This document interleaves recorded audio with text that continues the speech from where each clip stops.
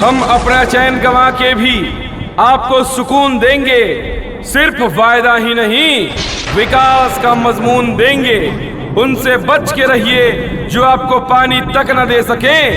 हमसे मांग के देखिए, हम आपको अपना खून देंगे। लाल बहादुर जी के अब की जीतैहा, इन्हीं के आपन तू मुखिया बनैहा। जन बिसरैहा तू टेम्पू निशान। सारा जनता के इहे पहचान। ए भैया तू याद रखिहा, सारा जनता के इहे पहचान। ए चाचा तू याद रखिहा। जी हाँ, तब भूली न भुलाई और अपन ग्राम पंचायत राज धोबिनी धर्मपुर से मुखिया पद खातिर भाई लाल बहादुर शाह के ही टेम्पू निशानी पर बटन दबा के विजयी बनाई। याद रखी, टेम्पू छाप ईवीएम में 4 नंबर पर बा। जी हाँ, तब भूली न भुलाई भाई लाल बहादुर शाह के ही टेम्पू निशानी पर बटन दबा के विजयी बनाई। बड़े दुख बुझे वाला दिन दुखियन के, बात नहीं सुन के विरोधियन के। भले आई केहू बहलाई फुसलाई, केहू के दाल इहा गाल नाही पाई। केहू भले कुछ कहे जन तू भूलैहा, लाल बहादुर जी के मुखिया बनैहा। जन बिसरैहा तू टेम्पू निशान।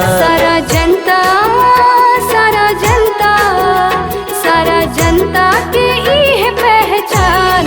ए भौजी तू याद रखिहा, सारा जनता के इहे पहचान। ए चाची तू याद रखिहा। जी हाँ, तब भूली न भुलाई और अपन ग्राम पंचायत राज धोबिनी धर्मपुर से मुखिया पद खातिर भाई लाल बहादुर शाह के ही टेम्पू निशानी पर बटन दबा के विजयी बनाई। याद रखी, टेम्पू छाप ईवीएम में 4 नंबर पर बा। जी हाँ, तब भूली न भुलाई भाई लाल बहादुर शाह के ही टेम्पू निशानी पर बटन दबा के विजयी बनाई। याद रखी, टेम्पू छाप ईवीएम में 4 नंबर पर बा। केहू नहीं इनका नियन बाटे इहा, हउए गरीब मजदूर के मसीहा।